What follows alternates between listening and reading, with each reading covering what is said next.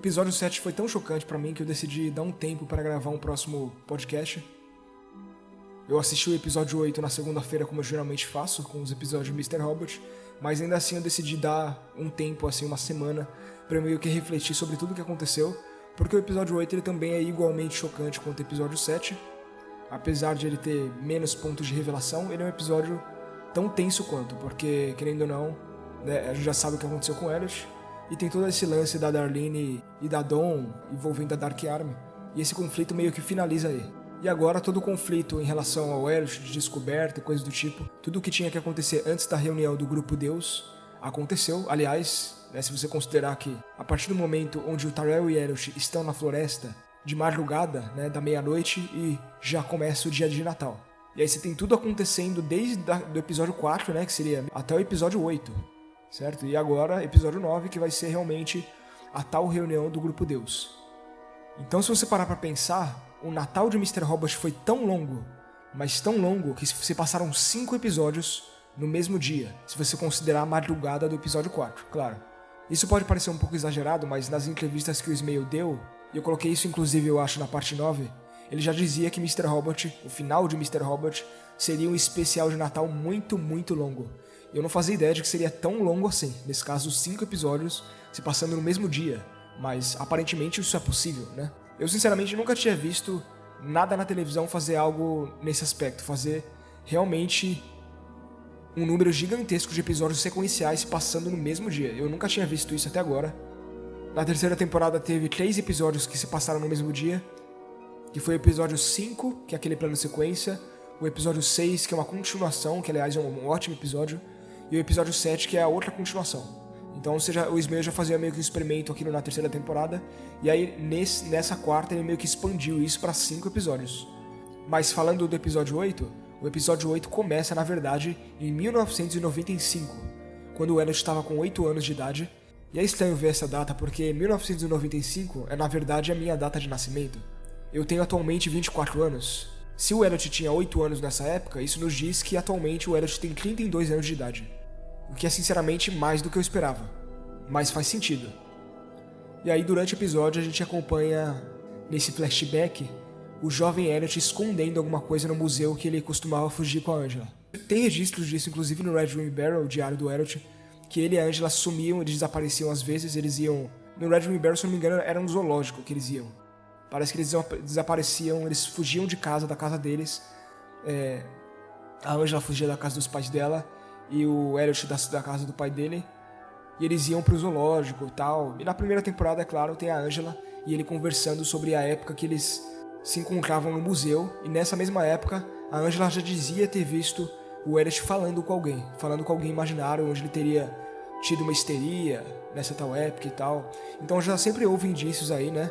Como a gente já sabe que o Sam Esmail ele já planejou a história desde o início, ele já sabia desde o começo como a série iria terminar, então sempre teve esses indícios de que o Elliot, de que o Mr. Robot, na verdade, sempre esteve na cabeça de Elliot. Ele sempre foi uma criação a partir do momento onde o Elliot começou a sofrer abusos pelo seu pai.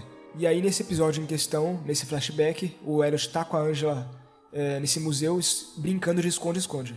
Então enquanto o Elliot está se escondendo e a Angela aparentemente procurando ele, o Elliot aproveita esse momento para esconder alguma coisa. Aparentemente, e a gente descobre isso mais tarde no episódio, ele está escondendo uma chave, que é na verdade a chave do quarto dele.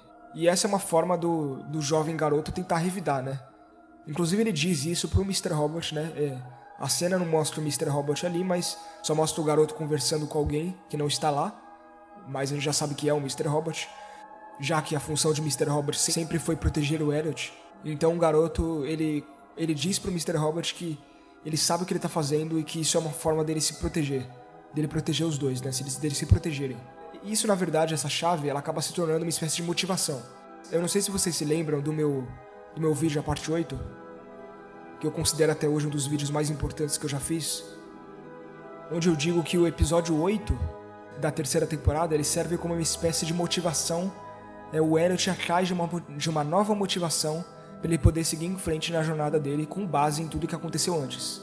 Então eu acredito que esse episódio... Eu vou colocar um trechinho agora do momento em que eu disse isso lá na parte 8.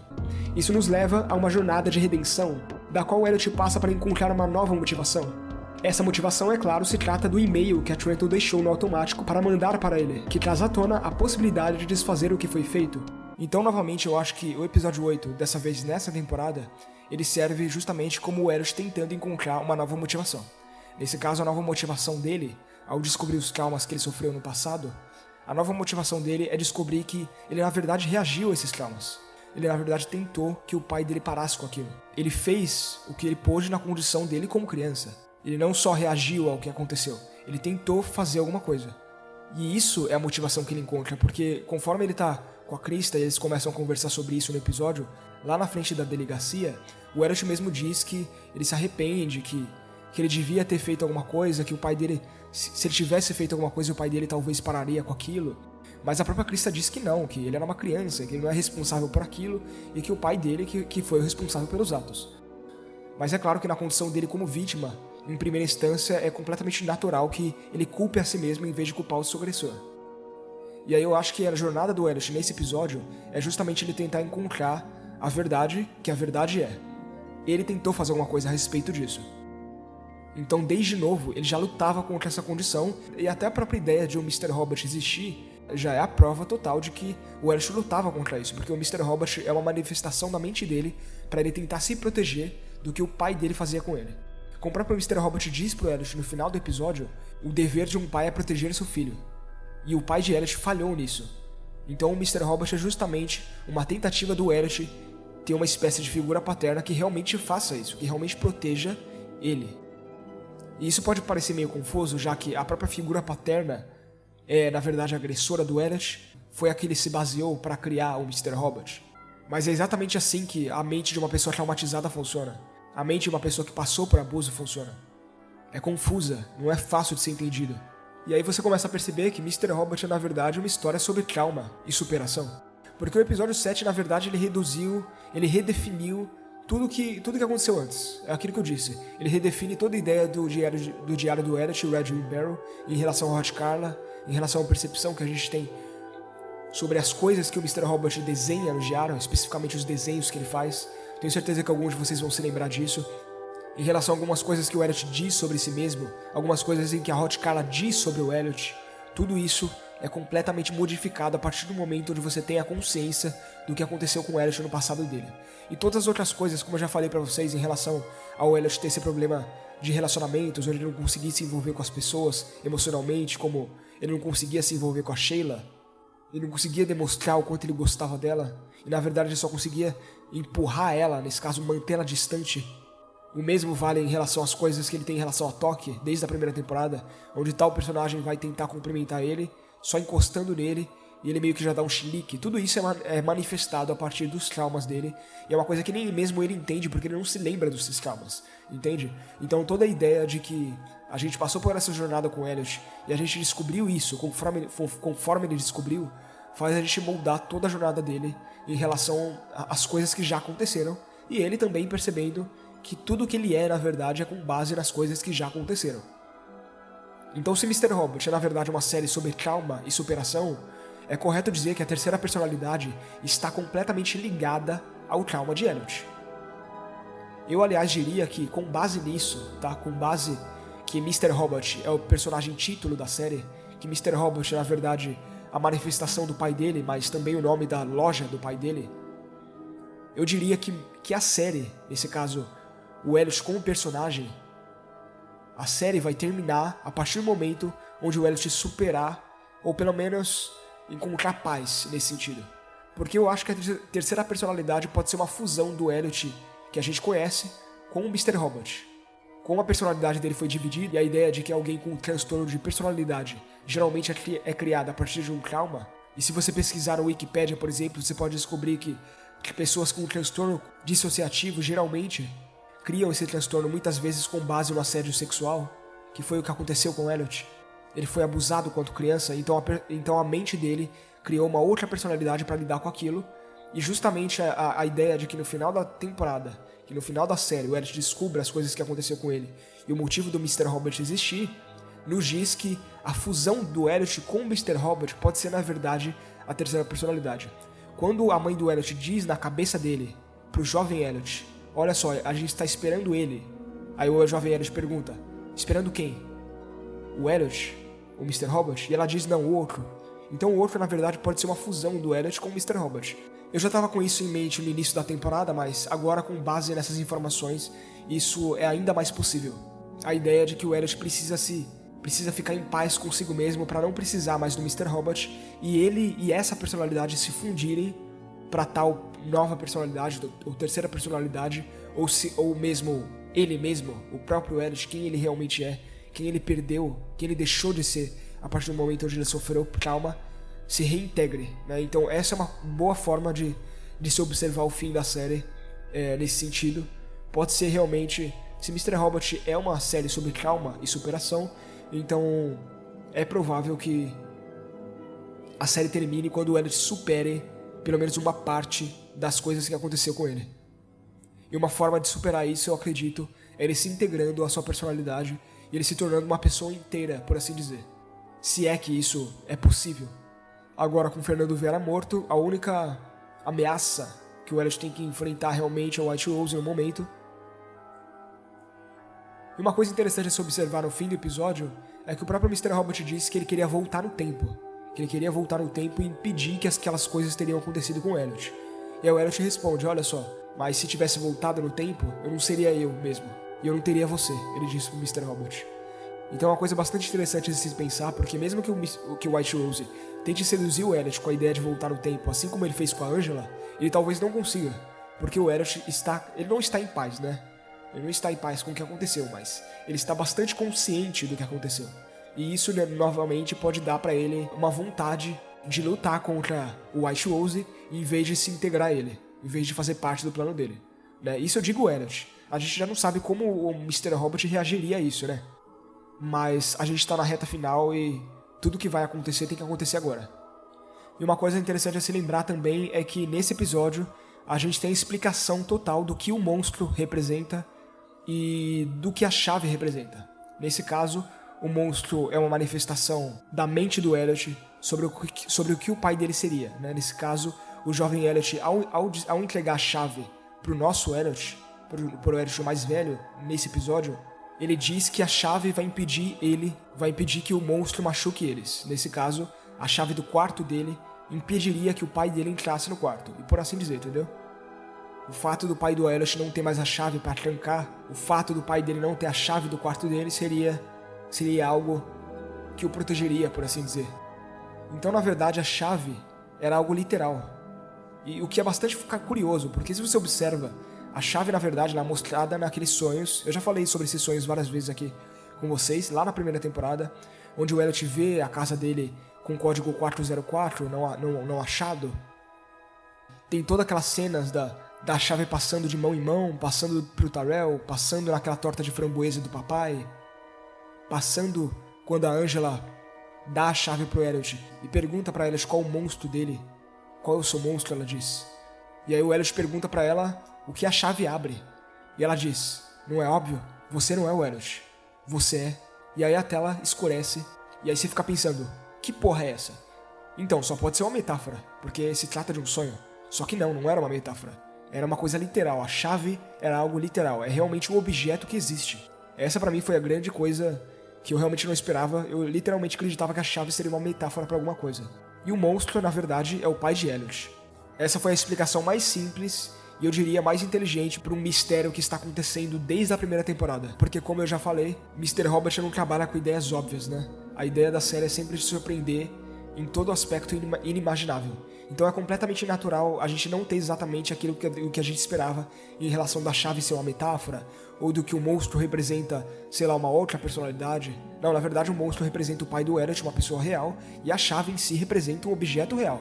O engraçado também é que essa suposta chave pode ser, na verdade, algo que represente que a Angela teria passado por uma espécie de abuso também. Talvez pelo próprio Edward Alderson, não sei. Mas tem justamente aquela cena entre a Angela e o White Rose.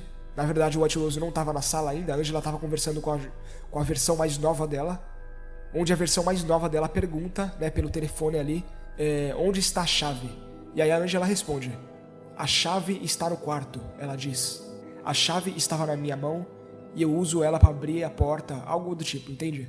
Então essa pode ter sido uma metáfora para o telespectador entender. Então isso pode ter sido, na verdade, uma forma de explicar para o telespectador o porquê o Elliot e a Angela são tão ferrados mentalmente, né?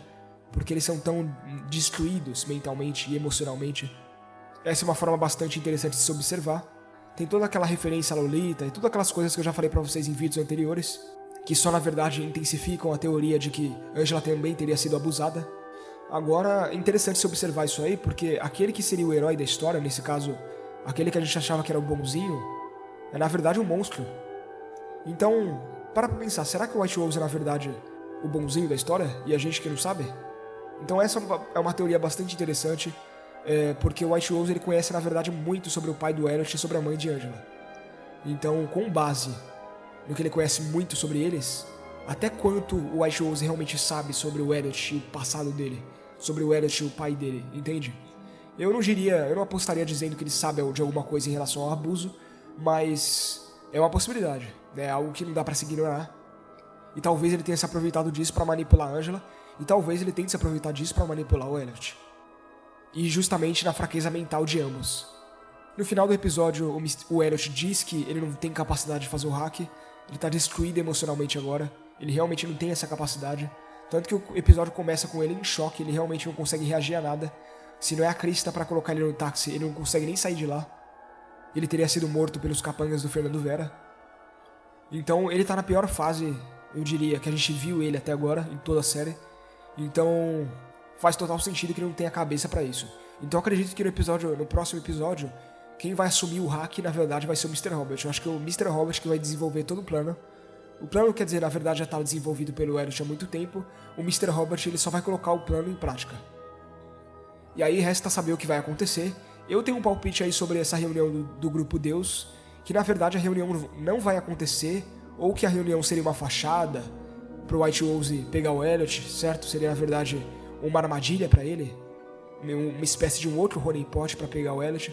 E, né, daqui a uma semana ou mais ou menos, sabe lá Deus quando o projeto vai entrar no Congo e ele vai conseguir reconstruir o LHC lá, ele vai querer fazer sua tentativa de voltar no tempo, ou sei lá, dar um reboot no universo, ou seja lá qual for a porra do plano dele. Esse foi um episódio muito bom. Essa temporada realmente está sendo a melhor até agora, o que já é muito difícil superar a terceira temporada, porque a terceira temporada é tipo o ápice do ápice em relação à narrativa, em relação a construir episódios, mas essa conseguiu ainda superar a grandiosidade da terceira temporada. Realmente Mr. Robot é uma série que continua me surpreendendo cada vez mais. Tudo o que aconteceu nessa temporada realmente moldou minhas expectativas, moldou minhas noções sobre quem o Elliot é, e moldou tudo em relação ao personagem que eu achava que sabia, e que na verdade eu não sabia.